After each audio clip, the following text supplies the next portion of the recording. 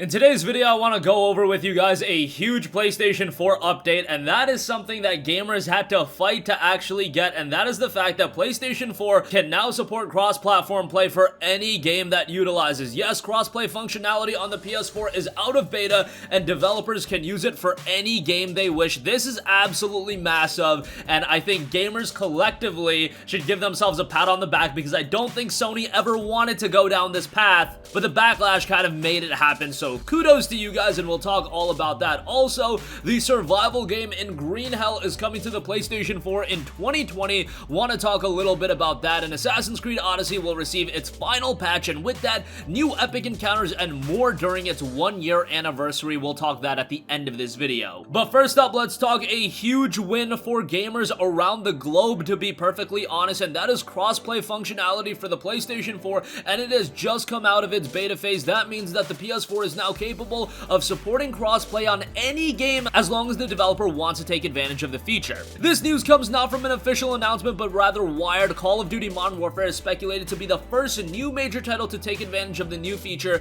Its release obviously comes October 25th, so it's a major release, and I think Call of Duty Modern Warfare is a great game to showcase cross-platform play for a litany of reasons. First of all, everybody's playing Call of Duty Modern Warfare for the multiplayer, but Call of Duty is a franchise that is absolutely segmented through its user bases. There's a lot of people that have played Call of Duty for so long, and back in the day, yes, Call of Duty now gets official features and exclusive features on the PlayStation 4, but back in the day with COD 4, Modern Warfare 2, those games were absolutely associated with the Xbox brand, and that carried over, that attachment carried over to 2019 and the start of this generation going back to then. There's a lot of Xbox loyalists that are big into Call of Duty, and they stuck with it, whether it be they prefer the controller or whatever the case may be on that. But now PlayStation 4 gamers can play with said Xbox gamers, and for PC gamers, this is absolutely huge for a game like Call of Duty Modern Warfare, especially because Call of Duty is a franchise that has some popularity on PC. However, it hasn't really resonated at a greater extent, and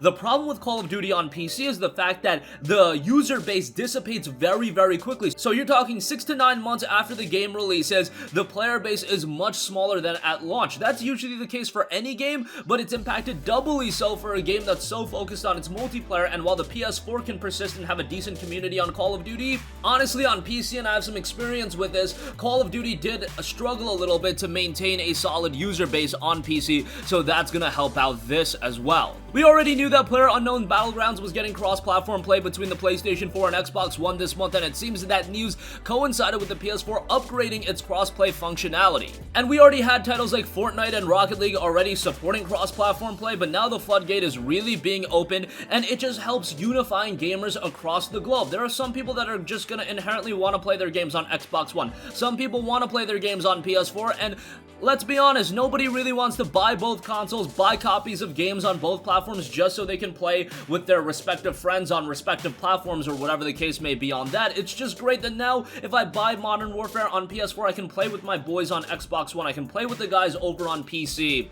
And hell, for a lot of the multiplayer games, you can even disable cross-platform play, so if you don't want to take advantage of that, you don't have to, but give me that option. Sony made a great move in the right direction with this one. However, I don't know if it was ever gonna happen had gamers not given Sony a backlash. And I remember a couple years ago, I uploaded a video talking about said backlash, and don't even lie, a lot of you guys posted in the comment section, we can dig up that video, and a lot of you guys were like, man, Sony doesn't even need cross-platform play, who would care about this? Yeah, a lot of people cared about it, otherwise Sony wouldn't have actually implemented this, and now we have cross-platform play coming out of beta. I was so shocked at the reception that that video got back in the day that some people were bullish on the fact they didn't want cross-platform play, they wanted gamers to be segmented. I was like, come on, think outside of the box a little bit, think outside of the PlayStation bubble. You want your games to be a more compelling experience, you want to have more fun with people playing on other platforms. Do you not have friends that play on Xbox platforms? Do you not have a couple of buddies playing on PC or whatever the case may be? You want a larger user base, and that goes doubly so for a genre like fighting games, where fighting games, if they do have their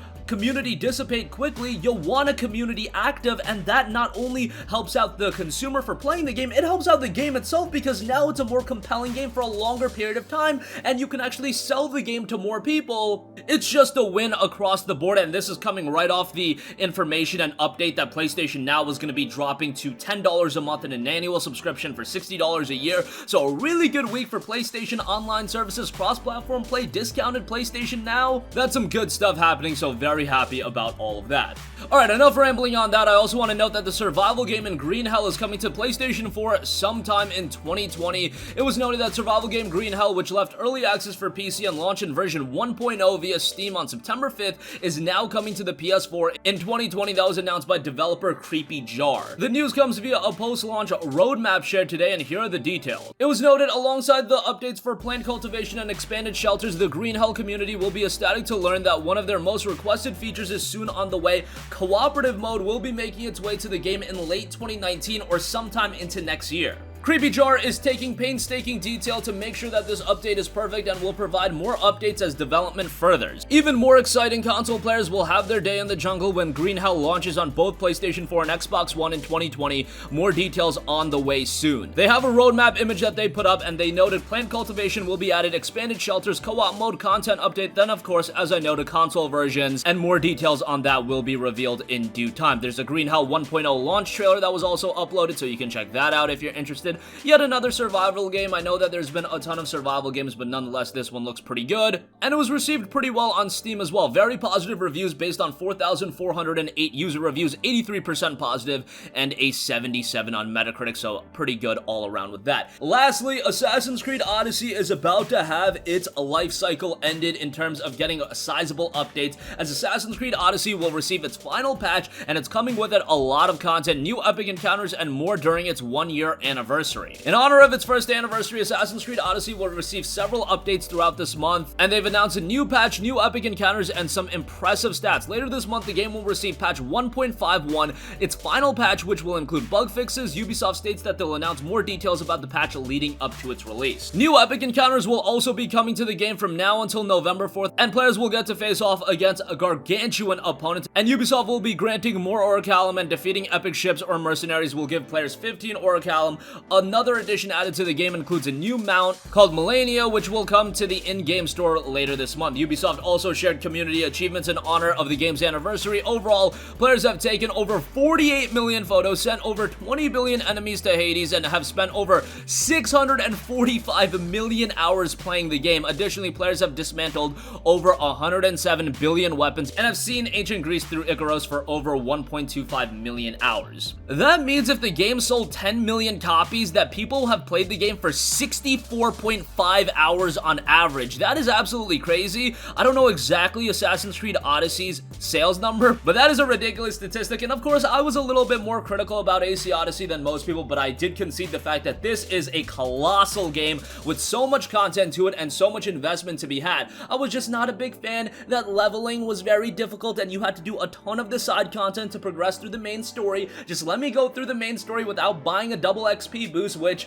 was $10 as a microtransaction. I didn't want to buy that, and I don't want that to become a regularity in gaming. However, I do know a lot of you guys had a great time with Assassin's Creed Odyssey, and now the game's journey is coming to an end. A little bit unfortunate we don't get an Assassin's Creed game this year, but hey, that's actually really good. It's unfortunate to some people because they love AC so much. Let's let Assassin's Creed breathe a little bit. I thought we were going to get a new Watch Dogs to compensate for that, but Watch Dogs will be coming out in early 2020. I really hope that doesn't mean we're going to get a new Watch Dogs and a new Assassin's Creed in the same year. I think that's a little bit too much Ubisoft open world for me, but nonetheless, that's probably what's going to end up happening. Watch Dogs Legion looks great, was enjoyed by the majority of people, and the next Assassin's Creed game, whatever it is, I'm sure people are going to be all over that as well. And that's going to conclude this video. The PlayStation 4 gets a major update as it can now support cross-platform play for any game that utilizes it. This is a big win for gamers around the world, and that goes to show that yes, sometimes it is necessary for you to show your backlash. Do not let your fanboy bias overcome outcome, you actually wanting something out of your gaming box or out of a game in particular, put that aside and realize that if you do show some criticism, if you do show some backlash, it may pay dividends in the long run, and you might end up better off for it, and that's exactly what's happened here. Survival game Green Hell is coming to the PS4 in 2020, and Assassin's Creed Odyssey is slated to get its final patch later this month and into early November. That's gonna conclude this video. Sound off with all of your thoughts in the comment section down below. Thank you for watching, and goodbye. Hey guys, we hope you enjoyed the video, and if you did, make sure to hit the subscribe button, and if you're already subscribed, do us a favor and hit the bell icon. This way you'll be notified whenever we post a new video. That's the best way to keep up with all of our uploads, and we usually try to upload 2 videos a day. And with the bell icon hit, you'll be notified whenever we do upload a video. As always, thanks for watching.